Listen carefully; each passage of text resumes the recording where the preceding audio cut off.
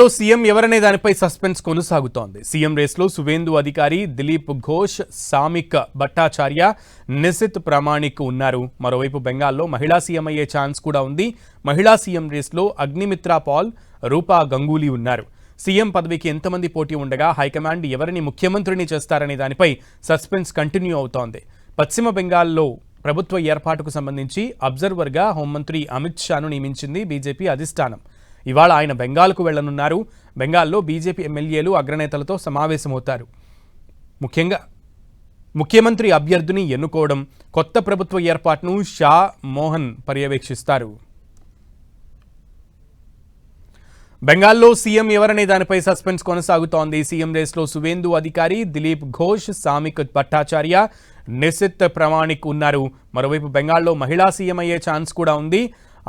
మహిళా సీఎం రేస్లో అగ్నిమిత్రా పాల్, రూపా గంగూలీ ఉన్నారు. సీఎం పదవికి ఇంతమంది పోటీ ఉండగా హైకమాండ్ నుంచి ఎవరిని ముఖ్యమంత్రిని చేస్తారనే దానిపై సస్పెన్స్ కంటిన్యూ అవుతోంది. పశ్చిమ బెంగాల్లో ప్రభుత్వ ఏర్పాటుకు సంబంధించి అబ్జర్వర్గా హోంమంత్రి అమిత్ షాను నియమించింది బీజేపీ అధిష్టానం. ఇవాళ ఆయన బెంగాల్కు వెళ్లనున్నారు. బెంగాల్లో బీజేపీ ఎమ్మెల్యేలు అగ్రనేతలతో కీలకంగా సమావేశమవుతారు. ముఖ్యమంత్రి అభ్యర్థిని ఎన్నుకోవడం, కొత్త ప్రభుత్వ ఏర్పాటును షా, మోహన్ పర్యవేక్షిస్తారు.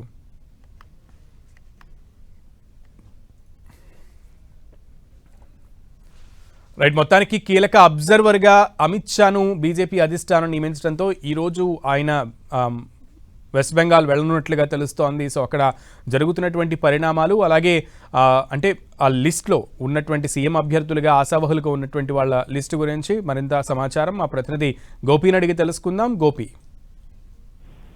పశ్చిమ బెంగాల్లో ఘన విజయం సాధించిన తర్వాత ముఖ్యమంత్రి ఎవరు అన్న దానిపైన అధిష్టానం తీవ్రమైన కసరత్తు చేస్తుంది. అయితే ఇప్పటికే అక్కడ ఏదైతే వెస్ట్ బెంగాల్లో మొదటి నుంచి కూడా ఏదైతే అధికారంలోకి రావడం కోసం బీజేపీ ఫేజ్ గా ఉన్న సువేందు అధికారి ముందు వరుసలో ఉన్నారు. అయితే బెంగాల్లో ప్రత్యేక పరిస్థితుల రీత్యా ఆయన వైపే అధిష్టానం మొగ్గు చూపే అవకాశాలు కూడా కనపడుతున్నాయి. అయితే బీజేపీ శాసనసభ పక్ష సమావేశము శుక్రవారం జరగనుంది. దానికి సంబంధించి కూడా ఇప్పటికే కేంద్ర పరిశీలకులను కూడా నియమించడం జరిగింది. అందులో కేంద్ర హోంమంత్రి అమిత్ షాను బెంగాల్ కు సంబంధించి పరిశీలకుడిగా నియమించారు. అయితే సీఎం రేసులో సువేందుతో పాటు మరికొందరు పేర్లు కూడా ప్రస్తుతానికి వినిపిస్తున్నప్పటికీ సువేందు అధికారియే ముఖ్యమంత్రి అయ్యే అవకాశాలు కూడా ఎక్కువగా ఉన్నాయనేది చెప్తున్నారు. అయితే గత అనుభవాలను దృష్ట్యా చూసి ఇటు బీజేపీ ఆశ్చర్యకరంగా సీఎంలను ఎంపిక చేసే ప్రక్రియ కూడా ఏర్పాటు చేయడం జరిగింది. ఉదాహరణకు చూస్తే మనం మధ్యప్రదేశ్, రాజస్థాన్, ఒడిశా, ఢిల్లీలకు సంబంధించిన ముఖ్యమంత్రి ఎంపిక ఎవరు ఊహించని అభ్యర్థిని ముఖ్యమంత్రిగా చేసిన ఘనత కూడా ఉంది. మరి అటువంటి నేపథ్యంలో ఎవరిని పశ్చిమ బెంగాల్లో ముఖ్యమంత్రిని చేస్తారన్న దానిపైన కూడా ఇంకా ఒక క్లారిటీ రావాల్సి ఉంది. అయితే శుక్రవారం జరిగే ఈ శాసనసభ పక్ష నేతను ఎన్నుకోవడము, దానికి సంబంధించి కూడా ఈ రోజు కేంద్ర హోంశాఖ మంత్రి అమిత్ షా ఇటీవల గెలుపొందిన బీజేపీ ఎమ్మెల్యేలతోటి ప్రత్యేకంగా సమావేశం అవడము, అక్కడ వాళ్ళ అభిప్రాయాలను కూడా సేకరిస్తారు. వీటన్నిటికి సంబంధించి ముఖ్యమంత్రి అభ్యర్థి పైన ఎవరు తదుపరి ముఖ్యమంత్రి అయ్యే పైన ఒక ప్రకటన వచ్చే అవకాశాలు అయితే కనపడుతున్నాయి. Okay Gopi, thank you.